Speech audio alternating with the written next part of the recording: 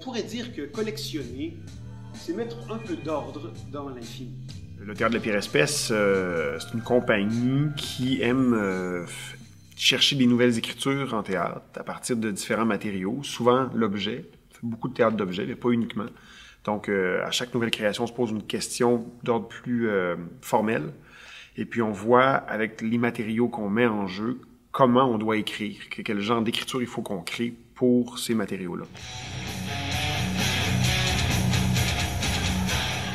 À la Pire Espèce, on travaille beaucoup le rapport direct au public, là.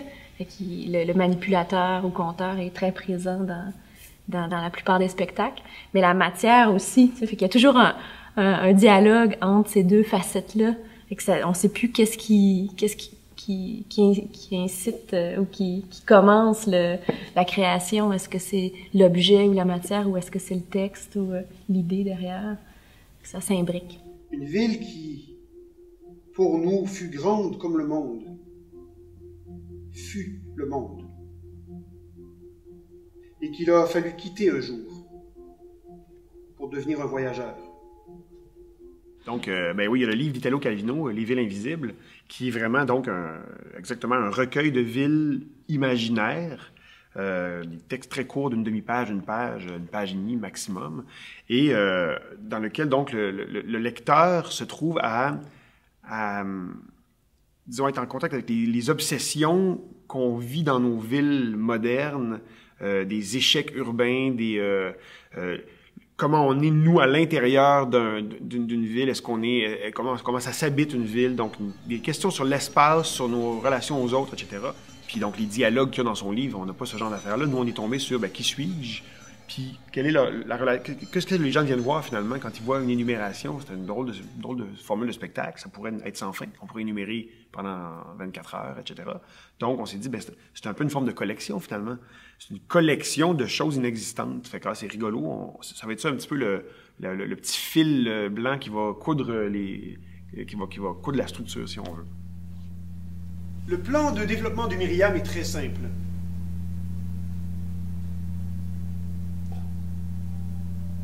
Son ambition est infinie.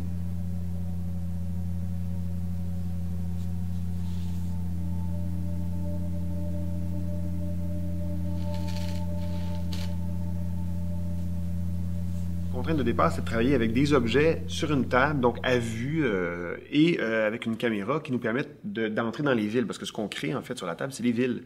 Mais avec 2-3 objets, donc des éléments qui ne représentent pas une ville, mais qui vont suggérer, à cause du choc avec le texte, des espaces, des façons de vivre, des sociétés, etc.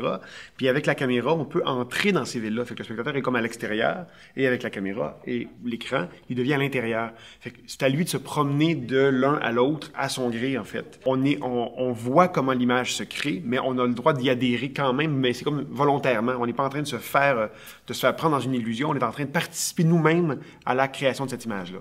En théâtre d'objets, on travaille beaucoup déjà l'aspect cinématographique du regard, tu sais, les échelles différentes, le symbole le visage de l'acteur par rapport à l'objet, tu sais, tout ce rapport-là. Les jeux de dimension, déjà d'emblée dans l'objet, en fait. Oui, l'écran comme continue ou magnifie encore plus cette espèce de rapport-là, intéressant sur scène.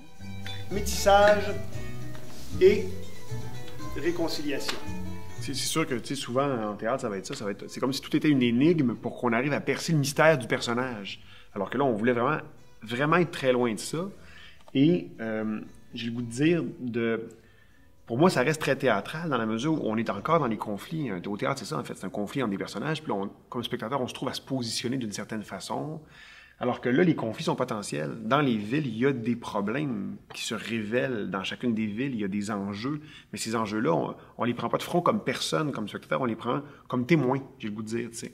Fait qu'au fond, c'est comme si on les voyait on voyait différentes facettes des villes ou d'une ville. Est-ce que c'est la même ville, finalement, mais qui est vue de plein de façons, par un voyageur, des fois, par un citoyen, des fois, par... je sais pas moi, par un architecte des fois. Donc, c'est un peu ce jeu-là. Moi, je suis là moins comme personnage que comme présentateur.